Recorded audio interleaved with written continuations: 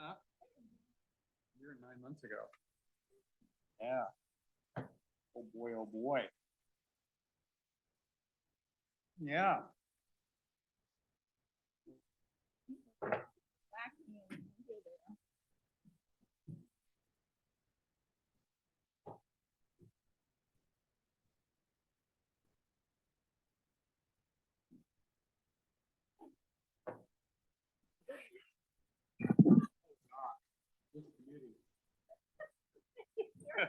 No.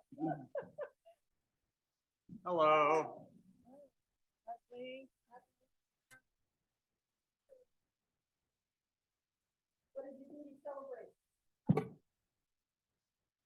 Oh. Went to, well, for Christmas, New York City. Yeah. No, that's my partner Sarah's son lives in Brooklyn. Visited them and did, a whole bunch of museums and shows and restaurants. Oh, what and shows did you go see? We went to see Gutenberg farcical thing done by just two guys, the entire musical. And they do an amazing job. And they're from What characters are they playing? they have baseball caps that that say who they are, and they just flip the baseball caps on and off. Oh, that's lovely. But they're really good, and they were both, I guess, involved in the Book of Mormon, maybe writing it.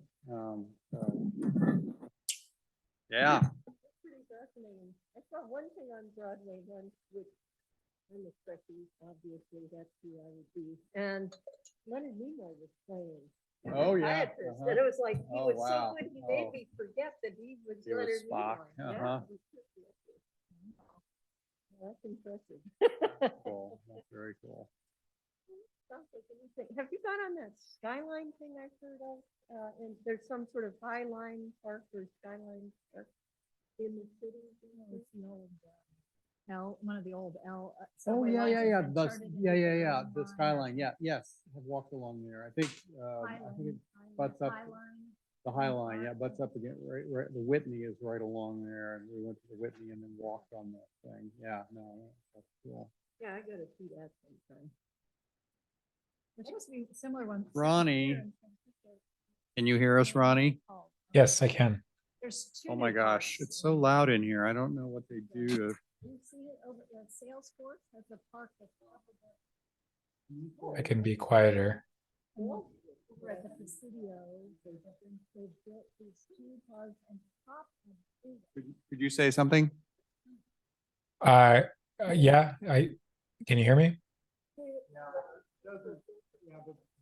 It doesn't really modulate the audio on our end. So if everybody could speak sort of modestly, that would be great. I don't know. It's always that way. There must be a must have fixed something. there must be a control. Suppose I should try to remind myself to speak into the mic. All right, so it is 7. We can start. We can start a meeting with or without a quorum. We are no longer a Brown Act committee, so let's see. There's Anita, and for voting purposes, we do still have to have a quorum if there's anything to vote on, but otherwise, we can proceed with a meeting. We can have meetings all we want. So let's see, let's just for the record, Scott, I guess do we have everybody except for Lovey? Yeah, Lovey, let me know she's away. She's in Florida, so she's not going to join us. However, she could if she wanted to. We can now join by Zoom and be a full-fledged member and even a voting member. Yeah, right. Okay, so we did the roll call. So oral communications, I don't think we have to do that anymore. I think we can, well, yeah, we could, okay, sure. But it could be, we can talk about anything we want. We don't have to have it on the agenda, but now yeah, go ahead. Rebecca. So I sent an email to the PV Forum last month or whenever saying that I've gone all electric in my house. And today I got one of my first rebate checks for $6,950. Hmm. And I also got emailed notification that I'm getting another $5,500 rebate from PCE. Excellent. This Wow. is from, this one was Energy Smart Homes for doing everything electric. And then PCE's given me $5,500 for the hot water heater, the furnace, now heat pump, and upgrading my electrical panels. So I'm doing pretty good. So how much out of pocket were you in? Well, PCE also had a promotion, or they still have it, I think, for a $10,000 interest-free loan. So in addition to that, well, because I did so many things, my out-of-pocket was pretty high still. So probably 52,000 Total. My out-of-pocket was less than 10,000 for all of that. Gas dryer, Wait, heat pump. your dryer. out of pocket is no more than 10,000? Is that what you said? Yeah, I think so. Plus my $10,000 loan. All the Wow. same thing? No, I was trying to calculate it. I think I got rebated. It will be about 17, 18,000 because I also will get a tax credit for the heat pump Wow. of several $1,000s. So I think in the end, it will cost me, I don't have the final numbers, but maybe 17,000 plus 2,000 for the dryer. So So up almost 19. 20K. Yeah.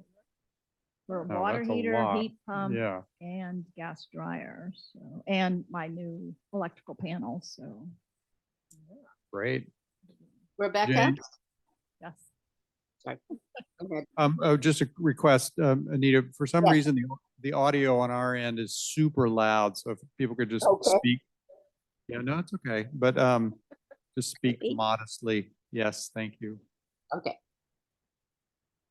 Well, I'll put up my hand to speak. I'll let Jay go. Jay, you're muted, by the way. I don't know if you had anything you wanted to say, but. I did not. Okay, thanks, Jay. Yeah, we got a quote for a heat pump. And I wanted to get one that was, biggish because of the potential for it to get hotter over time. And it was going to be like a 5-ton heat pump. Really good model. And we're also going to have the ductwork in the house fully replaced and have a new return air thing put in. And all together, they were quoting like $60,000. So does that seem? One heat pump? How big is your One house? Well, one heat pump with 2 zones. The house is like 3,000 square feet, and we would have we'd use variable air dampers and have 2 different zones.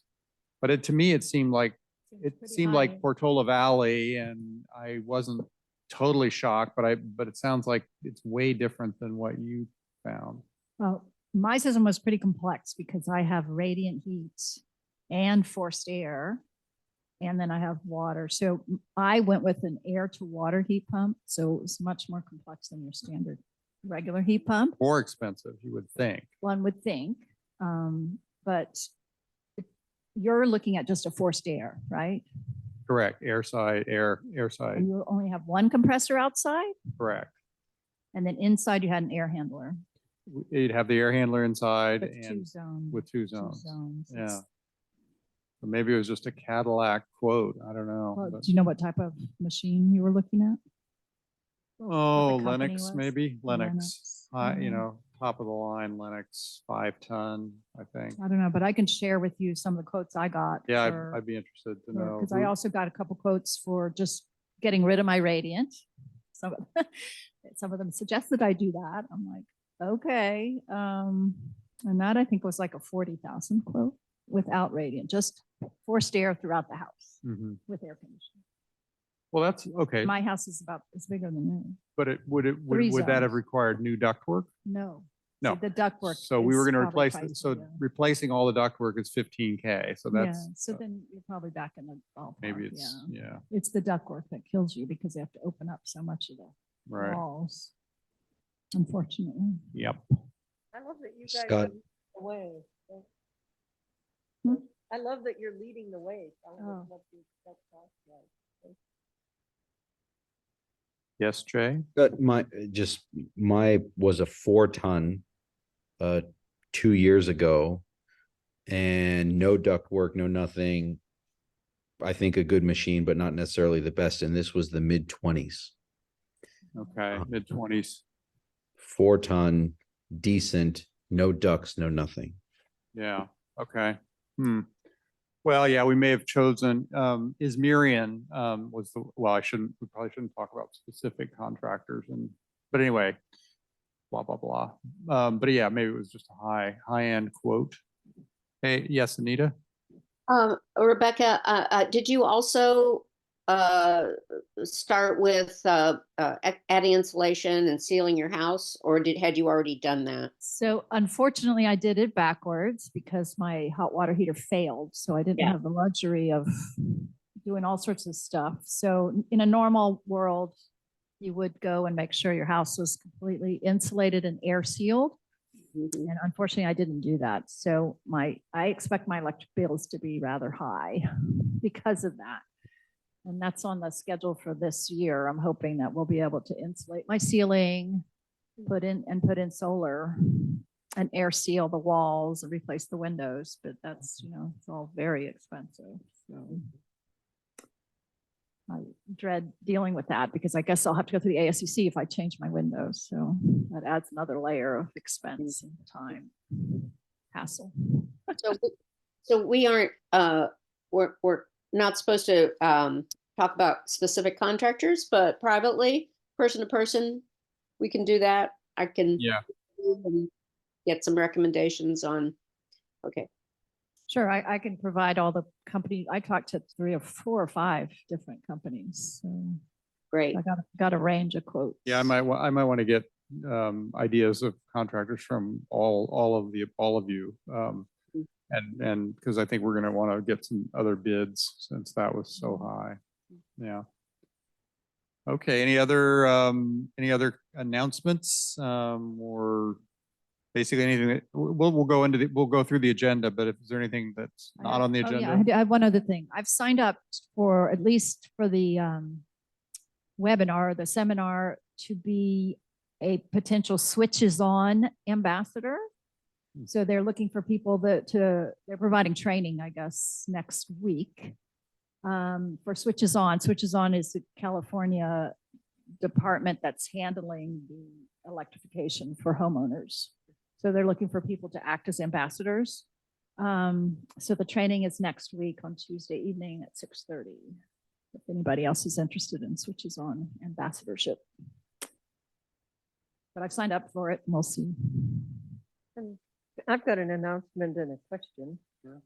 The announcement is that that sustainability piece, a person from our church, Ladera Community Church, wants to have a series then featuring all 3 of us speaking at Ladera. And I'll be speaking, it'll be open to the whole community. cool. Yeah, I'll be speaking on February 4th, I think is how that works.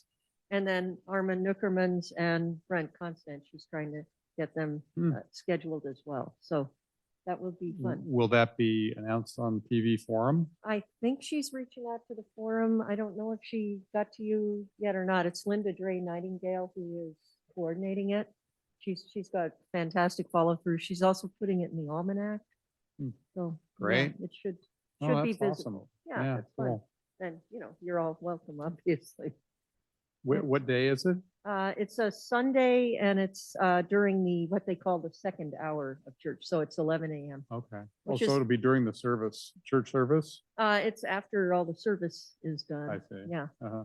And it clears my usual Sunday conflict of the Himalayan Melt Working Group meeting. So I can actually be there. Yeah. Great. It's a nice way to do it. What day? Sunday, I believe it's February 4th. Coming up. And I had then a question, did I miss the wastewater tour that you guys had? The No, green waste- no. Thank goodness. Okay. Yeah, and it's a garbage stuff. Yeah, we'll talk about that in a minute. Good, good. Okay. Anybody else? Then let's move on to approval of the minutes. Anybody have any suggestions for changes or additions to the minutes that Rebecca so kindly drafted? If not, is there a motion to approve? I so move. All right, I don't think we need a second. Leave it.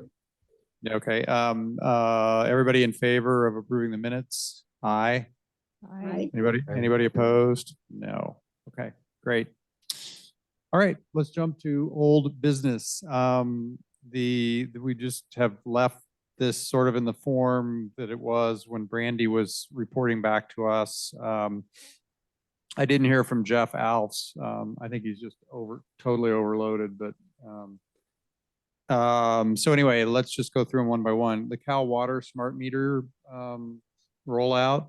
Is there any activity on that? Looks like we lost Jay. Any activity on the smart meter? No. And what is the next thing for our committee? I mean, I need to be reminded each time of what, where I things think are. we were going to help. It's down there under review committee priorities, but we were supposed to help them with public service announcements. And sort of education outreach, but somehow they haven't really come back to us, or maybe they came to Brandy and then left. So not sure where it is, but yeah, we're supposed to help them with sort of more education outreach. So I guess we should talk to Carrie about I that. think, okay, so it's coming back to me. So I think Jeff is the person who said he'd be the designated contact with Cal Water. And there was some sensitivity, as I mentioned, about, for example, a public utility in particular, having too many contacts with different people from the town. And so they want to streamline that to one person. Jeff is the person, and Jeff is difficult to reach. So I don't know what to do about that. I can send him a note and see if he wants us to do something with Cal Water. Yeah, I think he ideally he would be talking to them periodically and giving us suggestions for Yeah. what our committee could do to help. On the meeting minutes from last time, it says Jeff and Kari would be the contacts. So I don't know if it's easier to try to also go through Kari. Okay. I can CC them both. So you'll take that? Yeah. Okay, yeah. Okay, the Greenways Tour, it is happening. The Greenways Tour is happening next week. It's happening on, I think it's Tuesday morning. Let's see, is it happening next Tuesday? No, it's not happening next Tuesday. I'm sorry. It's happening the following Tuesday the 30th. I was going to write a note and copy everyone on our committee. Carrie is also thinking she would go, and just, sort of get the particulars about where to show up. Do people want to try to carpool down there or just go separately? What do you think? Which Greenways facility are we actually? So it's the MRF, which is in, oh, no, I don't think so. I think it's down south. I think I'll have to go separately because I teach on Tuesdays and I'll need to Okay, bug over to Stanford at the right time. let me just see if I can remind myself where it is. Anyway, anybody else want to carpool? I'm happy to call. The Greenways, Well- What are the times again? what, so anyway, let me just say, it's 610 Gish Road in San Jose. And the time that we would be there is from 10 to, they said the tour is either 60 minutes or 90 minutes. And I'm certain that with us, it'll be 90, could be 2 hours. We'll have lots of questions. So it would start at 10 and end presumably at 11:30. So we can just coordinate by email, maybe if anybody wants to carpool, why don't you just send a note to the rest of the other members of the committee and see if we can't pull off some carpooling. That might be early enough I could do, but let me think about it. Yeah. Okay. Tuesdays are always tight. Is everybody still planning to go? Mhm. Yes. Yes. Okay, great. Yes. Okay. You're gonna go, Jay. Great. Okay, so yeah, I was just saying, I don't know if you heard that, Jay, but it's from 10 to 11:30. Yeah, I can hear everything. I just am dealing with puppy stuff here, so I'm fully Ah. participating, but I don't need you guys to participate in this aspect Oh, okay. Gotcha. unless you really want to. Okay, thanks. Okay, so that I will, I mean, I assume we just show up. So, and I was suggesting, well, you heard the part about carpools. If anybody wants to carpool, why don't you just send a note around and we'll see who might want to. Okay, the newsletter insert. Ronnie, I think you're the guy. Yeah, so this is about the home energy analytics insert into the green waste newsletter. And I got in touch with James at HEA, Home Energy Analytics. And I think he was appreciative. He said it seemed like a good idea. This was back in mid-December. After our last meeting, I reached out to him. And he said he would get a draft the following week. And I didn't hear from him. And I reached back out after New Year's, January 2nd. And he said it was still on his radar and he was going to get it out that week, but I haven't heard back from him since then. So that's where it stands. Yeah. Okay. So we're working on it, and I guess we just need to get some copy, and then I think the idea was we'd get some copy from him. Maybe Ronnie, you would work on that, and we'd run it by Jeff and make sure it looks good to him. And it may have to go to the town council, but perhaps not. And at that point, we could submit it to Green Waste. So does that sound right? Something like that. I guess I forget exactly. I mean, I guess, are we able to resolve in parallel with Jeff if the town council needs to get involved or not? Or even if he needs to get involved?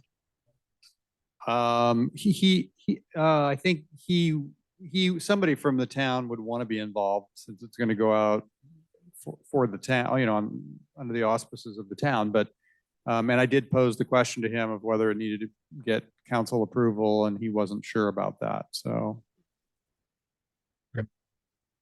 Yeah. All right.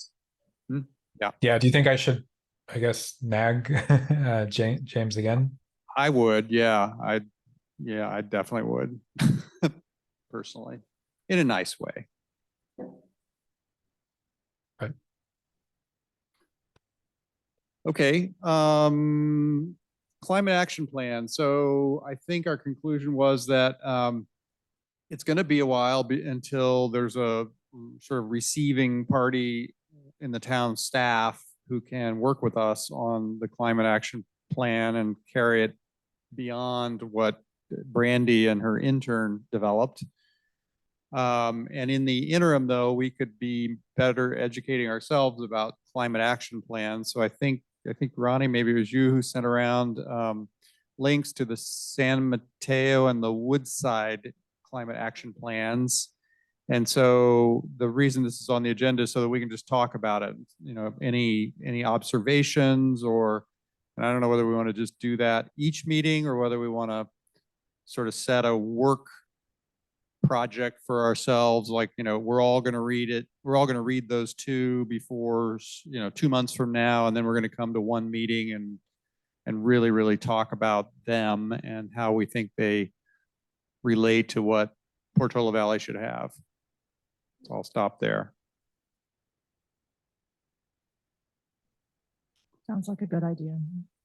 So do you like the idea of having it be a sort of every meeting, whoever has an idea, we talk about it, or should we set a project for ourselves? I think the last meeting, we said it would be more of that flavor that, people could read it and then bring forth inputs and ideas based on what they read. But I think it might be better if we said we're all going to read it by a certain date, and then we're gonna have devote a whole meeting to just talking about those two climate action plans in the light of and what we saw in them that we think is goodness, and what they're missing that we would want the Portola Valley one to have, et cetera.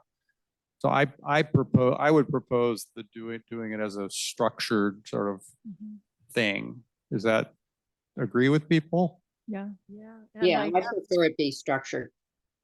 Okay. I we have an see- idea you might find a nightmare, but it might provoke a lot of interest. And that is, it seemed to me I saw in the announcement, there's something about tying this in with ADUs perhaps, or sustainability with ADUs.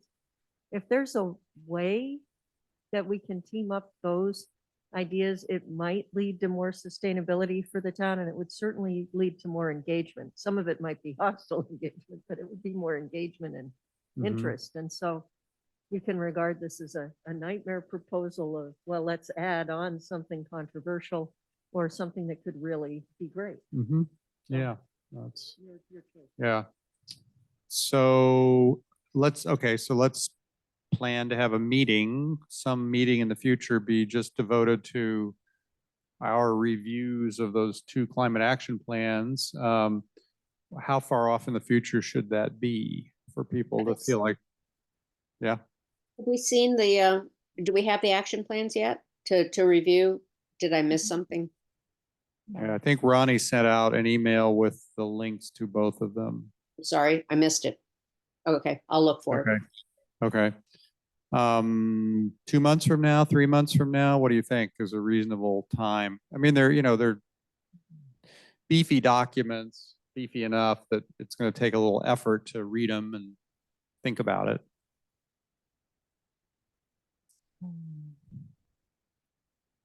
Mhm. 2 months, Jay says 2 with his fingers. Do we hear, do I Yeah, hear two- 3?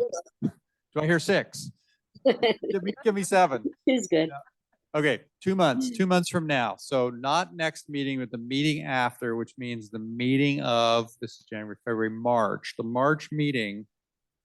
And we'll have plenty of reminders between now and then. The March meeting, we will devote to the climate action plans that we have reviewed. And maybe by that time, we can figure out how to get something from some of the work product that Brandy did for this with the intern. I don't know whether that's possible, but it would be great.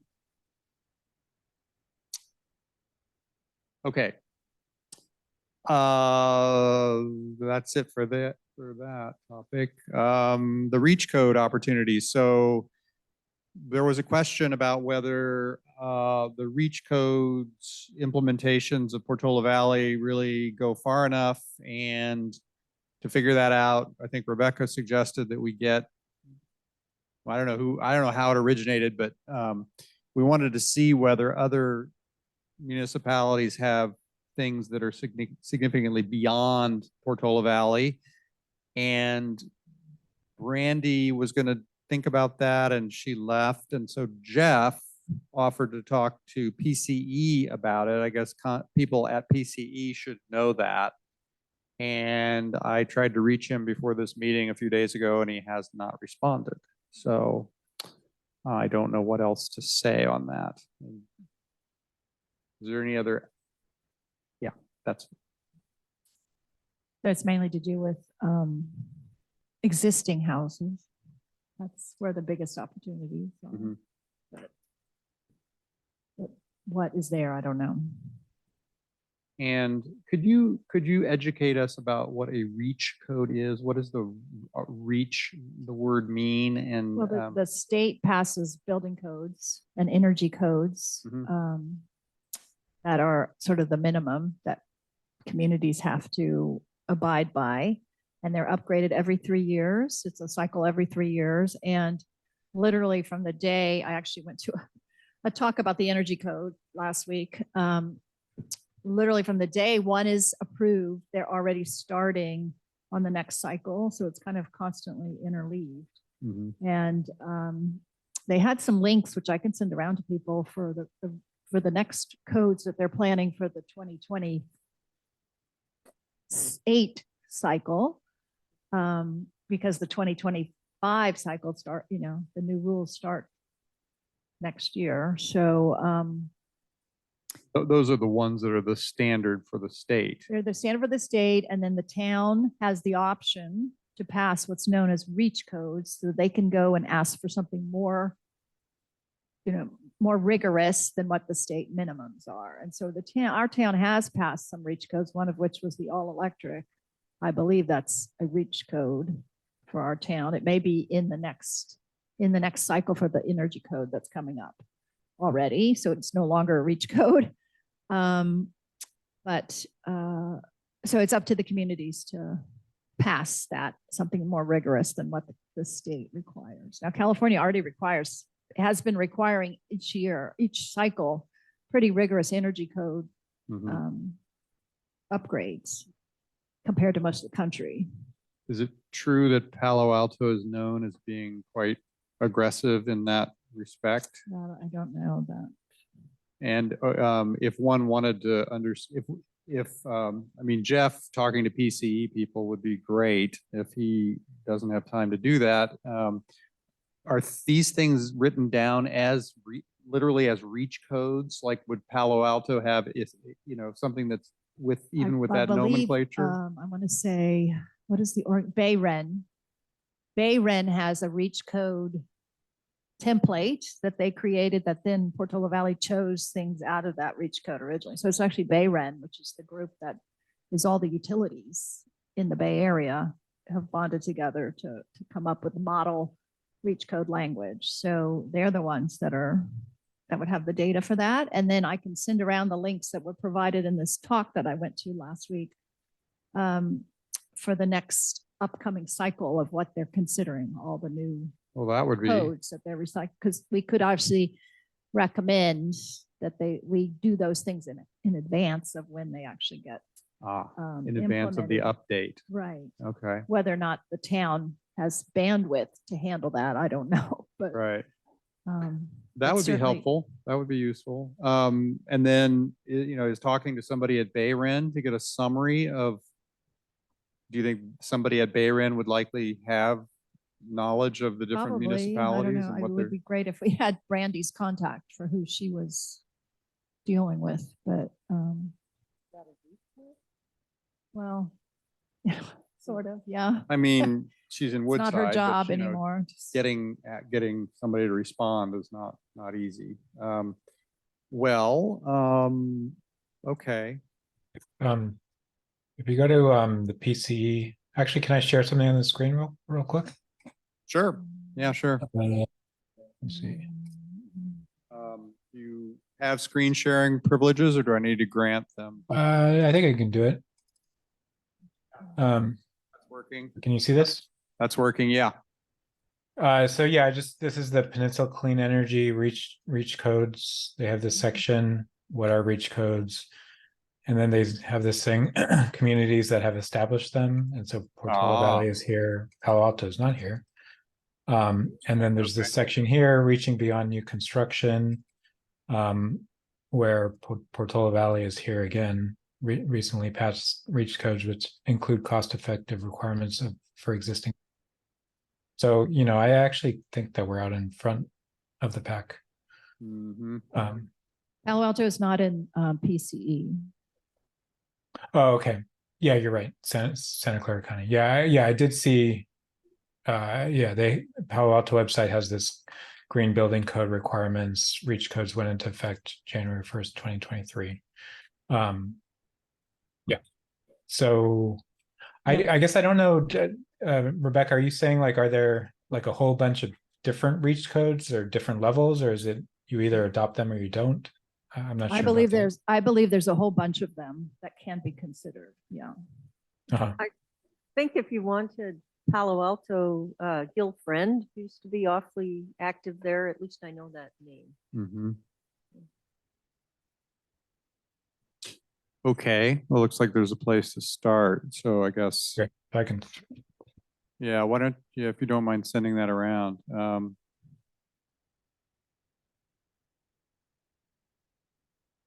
I have a peripheral question. One other thing I'm volunteering for is AGU is doing local science partner outreach, and I'm part of that very large pod. We're going to AGU headquarters in DC in early March, and we'll be speaking with politicians. Presumably, I'll be speaking with policymakers who come from California. Is there anything we think might be constructive for us to be encouraging people to do? I don't know how off script we get to be with, our own agenda. It might be AGU has, 6 questions that we're supposed to be talking about, but I suspect there's opportunities to put a bug in somebody's ear. And these are like congressional representatives or who? I don't know if they're Congress or Senate, but they work there in DC, and it'll be my first time doing this. I think we'd have, I think it would be, well, I'm just thinking out loud. I think the town would want to coordinate with you if you were going to say something that the committee believes the congressional representatives ought to be aware of and, implementing. And I think they would just want to be aware of what it is we're saying, because it's, it's lobbying basically. And Well, it's the reach codes that inspire me of that, hey, Hmm. maybe just sharing with them what we're doing, one city or town in California. Yeah. Might be a useful Sure, model for them. sure. So I don't know if that would need approval. Right. I mean, just explaining to them what Portola Valley is doing, I think would, as an example, would probably not require any involvement of anybody, but to request that they go beyond, I mean, it just depends, I guess, whether it's to what degree it's sort of future oriented.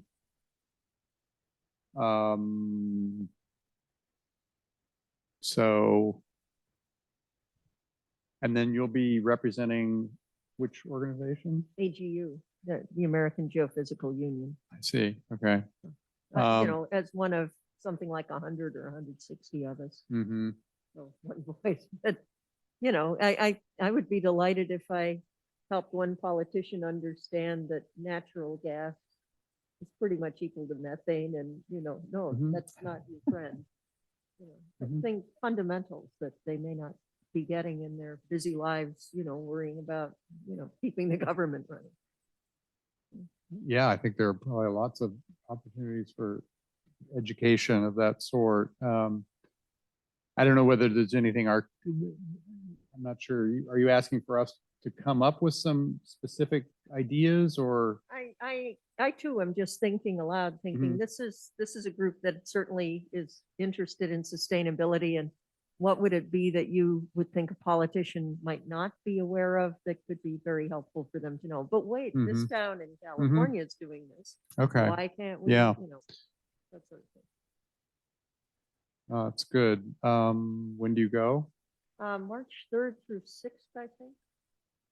So maybe people could be thinking about that if there's any kind of really compelling thing that the town is doing that That's Would- simple to explain. would be a good example. I mean, I guess the all electric buildings would be There you go. be a, Yeah. Well, it's interesting when I went to this energy code, introduction to the energy code seminar that what 3C Ren had put on. I'm looking at my notes here and remembering some of the things they talked about. It's very interesting that they said the energy code actually doesn't handle indoor air quality or comfort.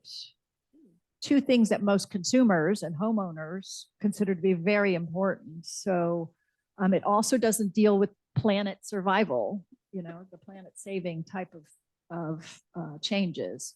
it only deals with efficiency, and part of that is, it talks about the energy code being only for anything that's, by law, they can only deal with things whether energy is wasteful, economic, or unnecessary. They can't deal with things like, greenhouse gas emissions or comfort, not feeling a breeze when you walk by your windows, or indoor air quality. So those are things that, interestingly enough, I went to another seminar put on that was talking about the passive house standards, and that actually does take into account all of this. It takes into account the carbon input into the house, and it takes into account comfort. Indoor air quality is extremely important. So all of these, a serious reach code, which, I don't necessarily advocate that we do that, but definitely to encourage people to reach towards the passive house code, which is maybe 10 times what what's the energy, what is the energy saver thing with appliances? It's like 10 Energy times Star. Energy Star type of requirements. So it's literally 10 times that. So, and that's just a question of beefing up insulation and air sealing the entire structure. And that alone, dramatically reduces your need for the size of your appliance, for your heat pump and your heaters and your whatever. And it creates, because part of their thing is all about how much carbon is used in the materials you choose, the operational carbon usage during the lifetime of the building. All of those things are taken into account. So it's definitely much more stringent than anything that so far the government has come up with. It's something to consider, to look more into. Mhm.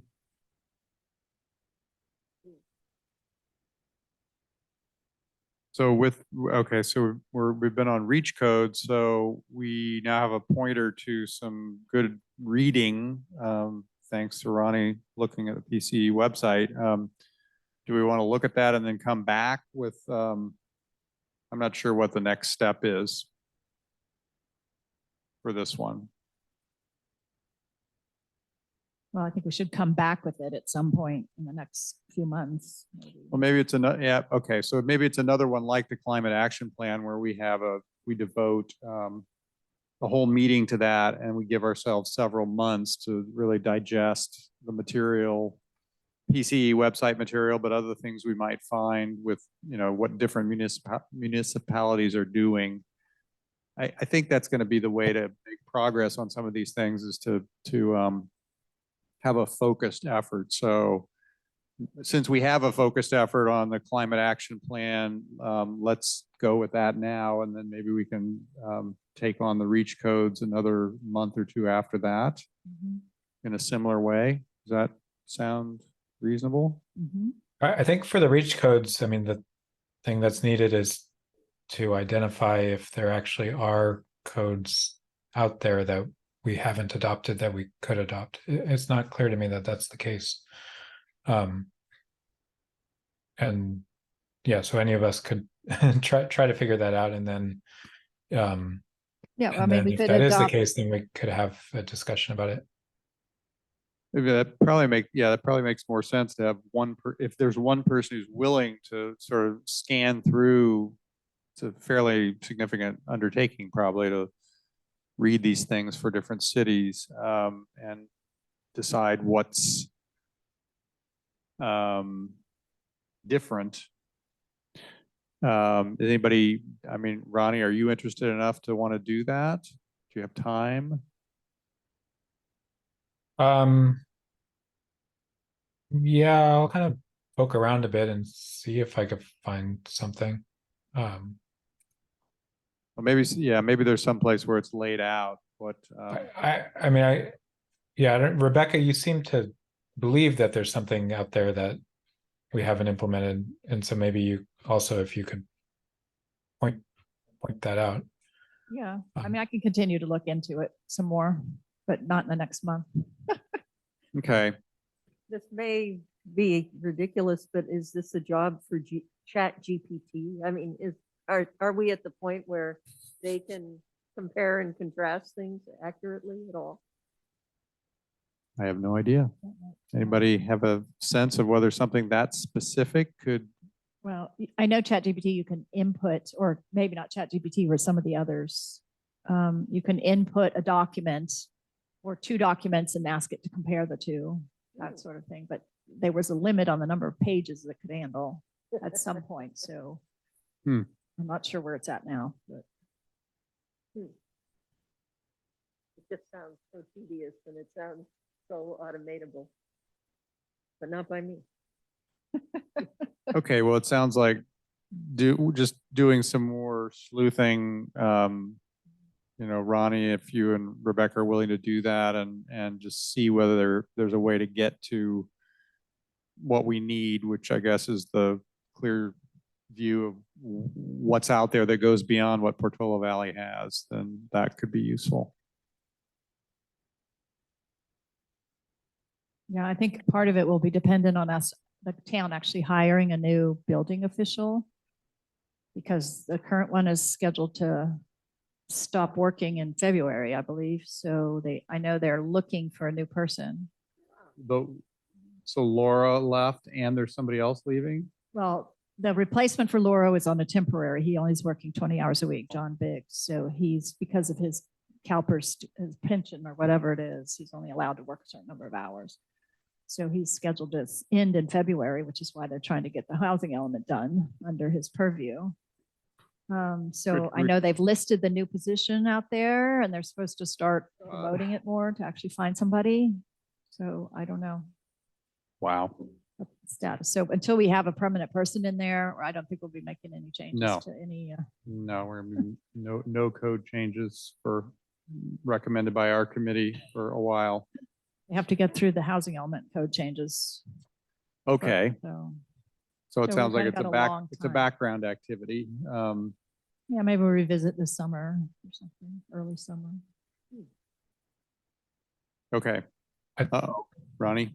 Yes. I just shared my screen again. I was poking around some more. There's this other website that actually seems to have a table of all the towns, I think in California. Here's Portola Valley.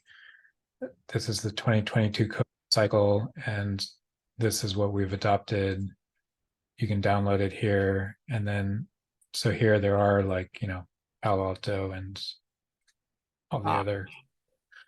So That's yeah, it great. should be pretty easy to compare, I guess. Super. Wow. What's the website? I can't see it. It's under local energy codes. So I have a set of links to send out. I actually don't know if I'm supposed to email things out during our meetings now or not. You can mail it. You can can do mail it. it right now if you want. Can we're I? no longer- I know we're not Brown Act, but I don't know if all rules are off or. Okay, so Well, actually, it's a fair point. So actually, it's a fair point. We haven't, I don't think we've heard, something at that level of detail. So maybe it's better actually to wait and send it out after the meeting. And we'll confer with the town manager, the new guy, and see what he thinks of that. But I suspect, that was a concession made because somebody was arguing that we were in violation of the Brown Act. So I suspect we're fine sending emails and things. So, but let's ask. I can put them in the notes once you send them Yeah. out. So then it's public. sure. Great, though. Wow, you found good Well, that's stuff. a 22. So remember, But still, we're already kinda it'll on give to an indication 25. of how we square up with others and whether, if we're. that's you know. great. Yeah. And then I think the ones that the state is planning to use for the 2028 revision, I like the idea of looking at those and seeing whether any of those might be sped up for us. So, good. Okay, next is the public service announcements. Do we have any that people are thinking about? Or that people believe we should be thinking about for the next months or two, month or Well, we two? just finished Leslie's, right? We did just finish Leslie's. And there'll be the follow-on talk. Yeah. Anybody, I think Anita, I think you were gonna maybe look into what Valley Pres has already created that we haven't considered yet. Is that true. Right, I was gonna do that, but I said that I would put something together that referenced a specific podcast by Molly Wood, Mhm. who is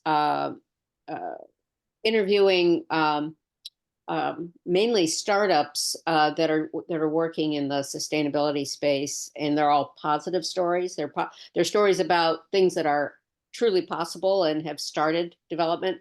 But I haven't done it yet for two reasons: because she took a break, and there wasn't a new podcast during the break since the last meeting, and even slightly before. And then I got COVID over the holiday, and didn't No. feel like doing my first COVID.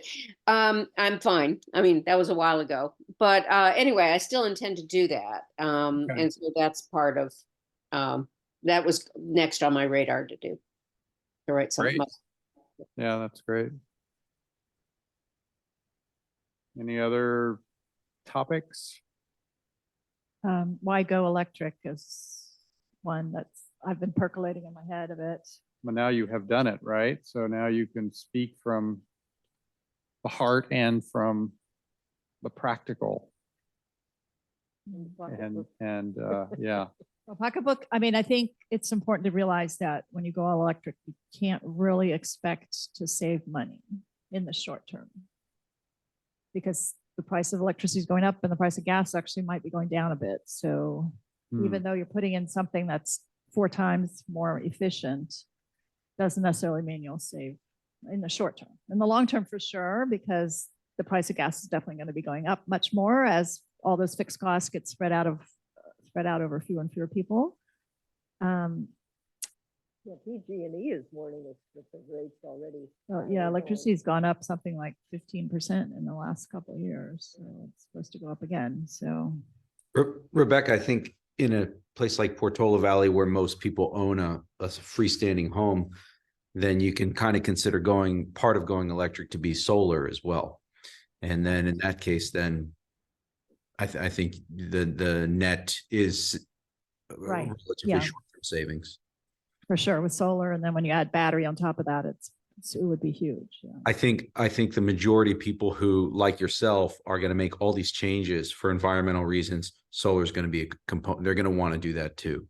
And so if you look at cost, you factor that in too. Unless you're surrounded by trees. I ran into that. But the new fire code says you have to cut down all your trees.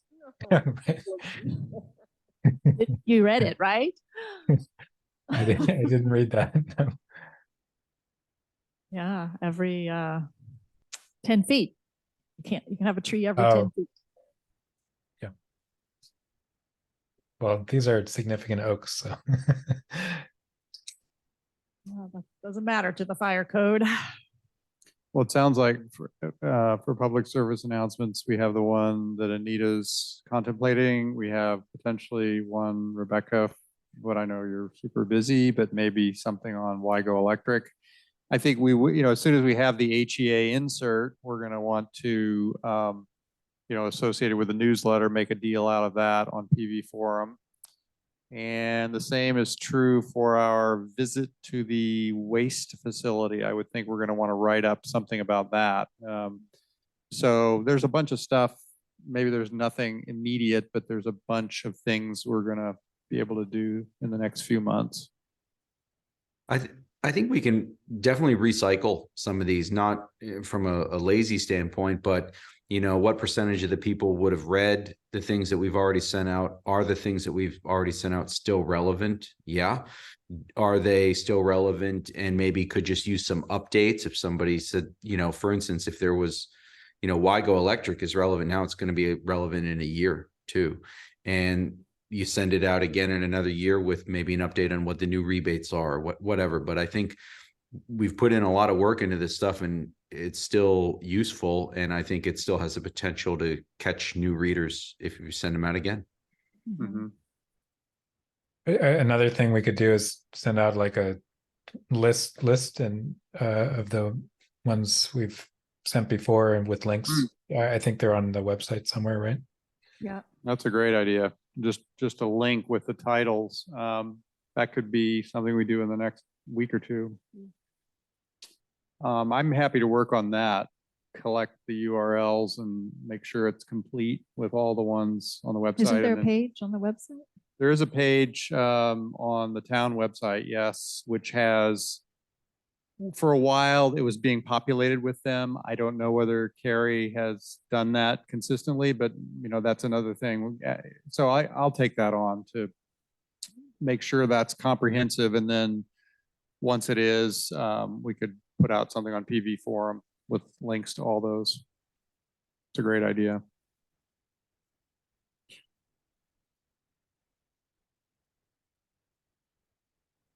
Okay. I had sent out, I think, last month or the month before, just a reminder about the library things. Didn't I Yeah. send that out? Yeah, that's good. And I think we want to should do do it that like again. once a quarter or something. I mean.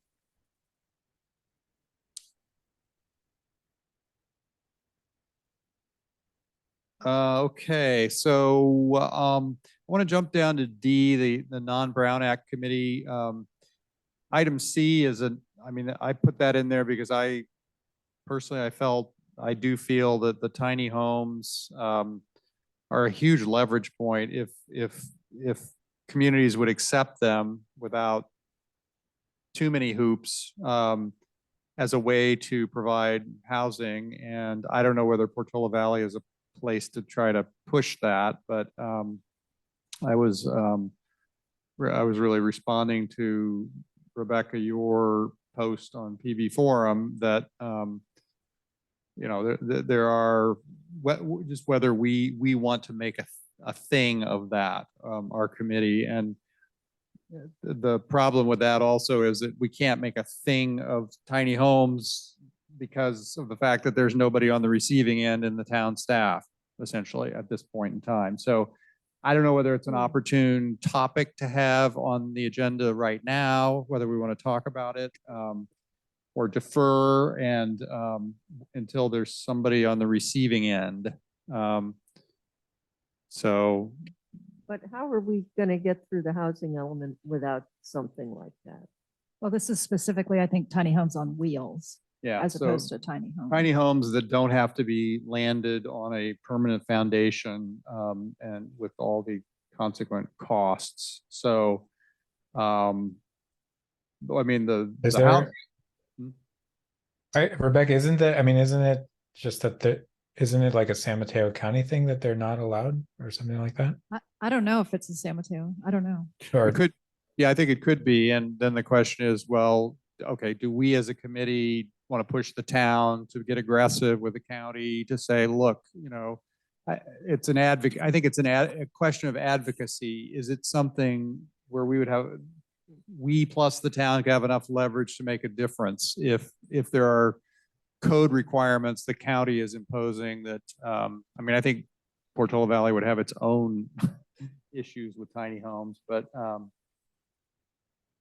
Yeah, I have positive and negative feedback from my post.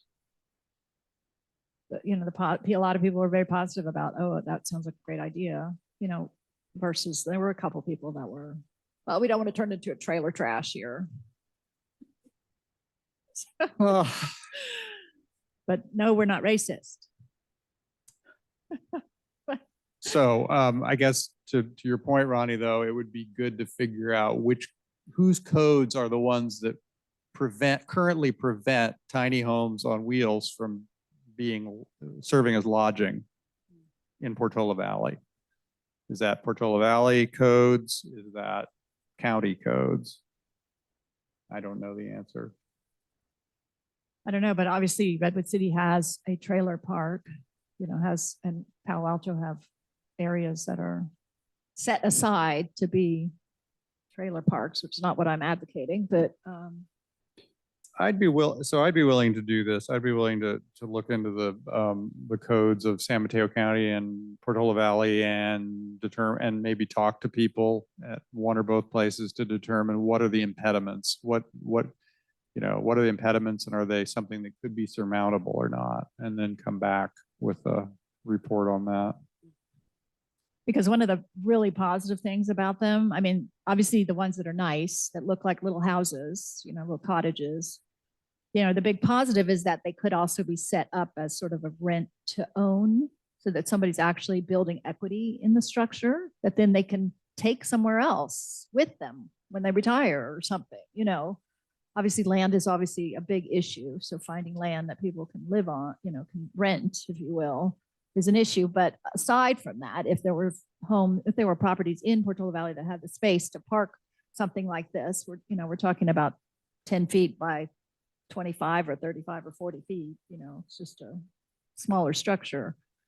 The ability to have equity build up for people is huge. You know, people can't afford a house in the Bay Area, whereas this, they could definitely afford it. You know, these things are $100,000 or 150 if you want a bigger, fancier one, you know, or less. You know, somebody in town who moved out of town has one for 40,000 that he's established somewhere up in the mountain.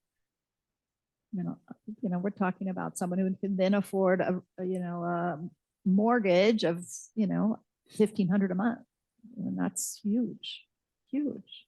Yeah. Good, great example. Okay. So D, which may be the last thing for tonight, the Non-Brown Act Committee. We are a Non-Brown Act committee. We can talk to each other in between meetings. We can have a group of 3 or 4 of us get together at somebody's house and talk. We can do any of that stuff. We can add things to the agenda. We can even add things to the agenda and vote on them as long as we have a quorum without having to post that particular item, in advance. They still want us to post agendas 48 hours in advance, but that's less time than currently, which I think is a fine thing for us to do. But we're now in that new state. And one of the questions I have is about meeting. There are 3 of us here in the schoolhouse, which is great. I wasn't sure anybody else would show up, and I didn't want to be here just by myself. So do we want to have it be a regular thing that we're in the schoolhouse plus Zoom and just assume that 1 or 2 or 3 of us are going to end up here? Because the other option would be to just say it's entirely Zoom. We're not meeting face to face at all. And so not include the schoolhouse. I frankly don't want to include the schoolhouse if I'm going to end up being the only one sitting here. So do people like the idea of, every week or 2 coming in, every month or 2 coming and being in person? I like being in person. I don't know that that's necessarily has to be here. This place is kind of cold and intimidating. Ah, okay. Well, I guess it doesn't have to be here. Could be somebody's home. I do like, this happens to be close to home, so I do like the short commute, and I like not being on Zoom so much, Mhm. because most of my workday is on Zoom or on computer. So over time, Anita, Jay, Ronnie, would you sometimes come to the schoolhouse, or would you? I would come to the schoolhouse sometimes. Yeah. I think so. Yeah. I Yeah, do okay. like it face to face. I think as long as one other person is willing to come to the schoolhouse, I'm game. I'm going to ask for volunteers though, if each time, because I don't want to just sit here by myself. That's the new quorum that's required, right? Somebody's least got to one of go us. sit next to Scott, otherwise there's no meeting. Yeah. Otherwise, I'm also on Zoom only. Okay. Yeah. All right. Well, let's do that. This works. This is great, and having some of us here and some of us not here is fine. So let's just keep doing that. And I don't remember the details about the practical things about the posting the schedule. Are we still supposed to send it into the town or what? Yeah, I think we would do it through Carrie, and it would be at least 48 hours in advance of the meeting. And we'll just, it's no big deal to just keep doing that. It makes it important to tell you if we're not going to be coming here, so you begin to count what your quorum is. Yeah, I'll just send a note out each month, just saying who wants to join me at the schoolhouse. And if nobody does, that's fine. And then I won't come either. And actually that doesn't work. The problem is that once we've announced it on the agenda that the schoolhouse is an available location, we could end up with a member of the public here. And so somebody has to be here. Huh. So So you just need to RSVP Even if by it's in 48 the hours. agenda. prior to sending out the agenda, we have to decide whether the schoolhouse is included or not. So yeah, I can do that. I'll just send out a note before I turn in the agenda and ask, who wants to join. And if nobody does, then we just say it's Zoom only. That's fine. Cool. That works. And if you want to, you can join by Zoom from somewhere else. If you're on a trip, that's all fine now too. I'm not sure people will do that, but you can. Anything else to talk about?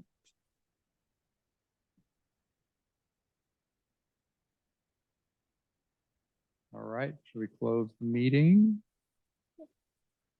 All right, let's close the meeting. I don't even think we have to vote on that. Thanks, everybody. Thanks, good night.